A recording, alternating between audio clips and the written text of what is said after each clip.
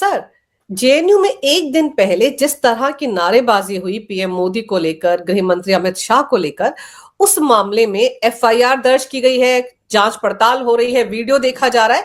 लेकिन जो जेएनयू प्रशासन है उनको ऐसी कार्रवाई करनी चाहिए कि इसके बाद जो स्टूडेंट्स आए उनके लिए वो सजा नजीर बने। आप बिल्कुल सही कह रही हैं अंजू जी। इस प्रकार की अनुशासनहीनता को बिल्कुल तत्काल इसके ऊपर कहर बन के टूट पड़ना चाहिए और एक नजीर कायम करने के लिए ऐतिहासिक कार्रवाई, और ऐतिहासिक कार्रवाई में आजीवन निलंबन, रस्टिकेशन, जो ताजिंदगी ये दीवार हो जाए कि जेएनयू की तरफ देखने की जहमत न करें। इनके कागज काट दें, हॉस्टल खाली करा दें और इनके जो भी ड्यूज हैं वो सब पूरे करा करके कोई सिक्योरिटी मनी वगैरह वापस न करें। उसी सिक्योरिटी मनी से इनकी जो फीस वगैरह का देय है वो सब उसका भुगतान लें। पूरा भुगतान लेने के बाद इनको तत्काल जेएनयू कैंपस से बाहर करें। इनके कैंपस को अभी आधी रात को इन्होंने जब कहा कब्र खुदेगी, तो कब्र तो किसकी खुदेगी ये तो शासन प्रशासन अपने पे जब आ जाए तो ऐसे अवांछनीय अनडिजायरेबल राष्ट्र विरोधी तत्वों को गेट से बाहर कर दे। ये सब्सिडाइज्ड जो अन्न खा रहे हैं, मुफ्त की रोटी तोड़ रहे हैं जेएनयू के हॉस्टलों में, और एक कमरे की जो है सैकड़ों या कुछ टोकन अमाउंट मिल रहा है। जनता के टैक्स के पैसे पे आप लोग जो है वहां गुलछर्रे उड़ा रहे हैं, राजनीति कर रहे हैं, ढपली बजा रहे हैं। तो अब ढपली जो है कायदे से आपके ऊपर अब बजेगी, बहुत कायदे से। पहले तो इनका कैरियर बिल्कुल तबाह हो जाना चाहिए।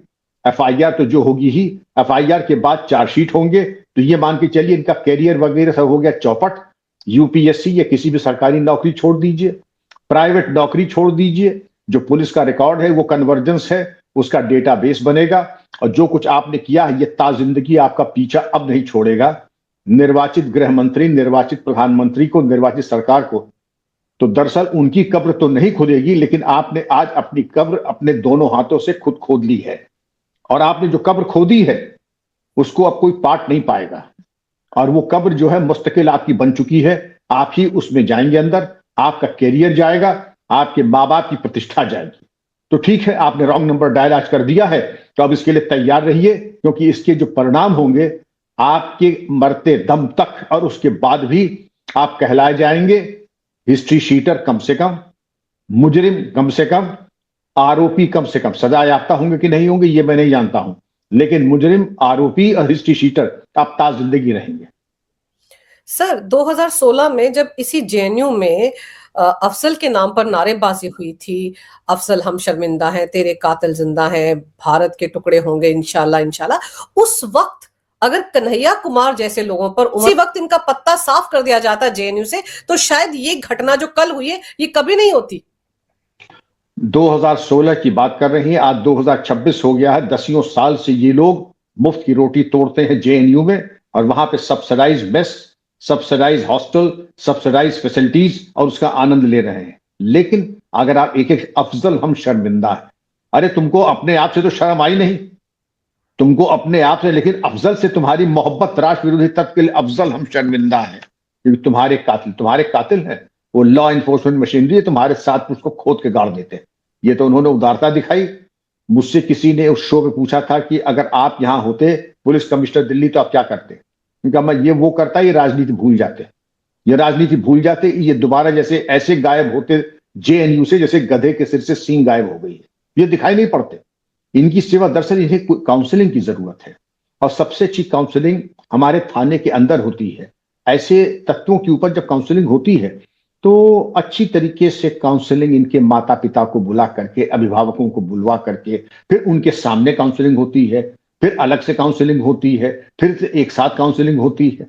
और वो काउंसलिंग इतनी मार्मिक होती है कि फिर सब अश्रुधारा सबकी बहने लगती है। माता पिता की इतना भावुक हो जाते हैं कि उनकी संतानों को ऐसी काउंसलिंग की कि वो दोबारा इस तरफ जाना तो छोड़ दें, चलना तो छोड़ दें, उस मार्ग की तरफ आंख उठा के भी नहीं देखते हैं।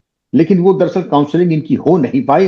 बहरहाल अब भी कुछ नहीं बिगड़ा है। आज रात को इनको हॉस्टल से बाहर कर दें, यूनिवर्सिटी से परमानेंटली रस्टिकेट कर दें, और दोबारा जेएनयू की तरफ ये देखें ना, इनके सारे ड्यूज रोक लें, और जिस भी डिग्री वगैरह के लिए कर रहे थे, अब कोई ना इम्तिहान दें, जो जितना इन्होंने कर लिया उसका इनको बना करके सर्टिफिकेट बाहर कर दें। अब दोबारा जेएनयू की तरफ ना आए और इन तत्वों के लिए कह दें गेट के बाहर जो रिसेप्शन होता है वहीं पर आपका लेखा जोखा होगा, सारी ड्यूज ऑफ यूनिवर्सिटी के अंदर आपका प्रवेश प्रतिबंधित। ये होना चाहिए ऐसे अवांछनीय तत्वों का। लेकिन सर इनको बचाने वालों की कमी थोड़ी है। 2016 में भी इस टुकड़े टुकड़े गैंग को बचाने के लिए लीडर ऑफ ऑपोजिशन उस वक्त राहुल गांधी पहुंच गए थे, कांग्रेस के बहुत सारे नेता पहुंच गए थे, और आज इनको बचाव करने वाली कांग्रेस कहती कि तो इनका गुस्सा है, सुप्रीम कोर्ट ने उमर खालिद को और शर्जिल इमाम को जमानत नहीं दी ना, उसका गुस्सा है, और इस तरह बाहर निकल रहा है। नहीं, बहुत अच्छी बात है। गुस्सा इनको भी आ सकता है और गुस्सा आपको हमें भी आ सकता है। अब भगवान न करे गुस्सा कहीं अगर स्थानीय पुलिस को या पैरामिलिट्री को आ जाए, अगर वो गुस्सा आ जाए तो ये थर्रा जाएंगे, फिर ताजिंदगी इनको जो है सीधे हाथ से ये चाय नहीं पी पाएंगे। तो गुस्सा एकाधिकार इनका थोड़ी है। आपने जो राष्ट्र विरोधी नारे लगाए, निर्वाचित प्रधानमंत्री गृह मंत्री के विरुद्ध नारे लगाए, तो गुस्सा तो सब बहुतों को और आ सकता है।